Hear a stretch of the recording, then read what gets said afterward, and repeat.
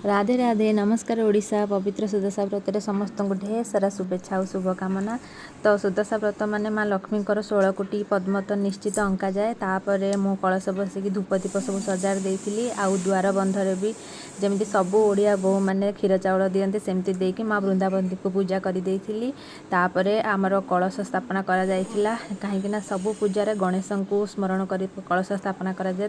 10 गोटी मंडा आउ 10 प्रकार फल माँ लक्ष्मी पूजा नमोस्ते महामाई व्रत श्रीपीठे भी बांधी नना सुरपूजिते मंत्र भी बहुत बढ़िया से शंख पढ़ी चक्र बहुत गदा बढ़िया से हस्ते मोर पूजा को महालक्ष्मी बढ़िया से कर नमोस्तुते। लक्ष्मीवती से ब्राह्मणी लक्ष्मी व्रत सर्वदा करती लक्ष्मी कर दया तेणु हेलिता उपरे अचल संपत्ति भोग करे मंचपुरे एठु अंतरे इंद्र सुन मन देई स्मरणा कला 10 बन मुरुजारे पितुला लिपिला 10 जे पाखुड़ा करी पद्म के लेखिला तहिरे उपरे पूर्ण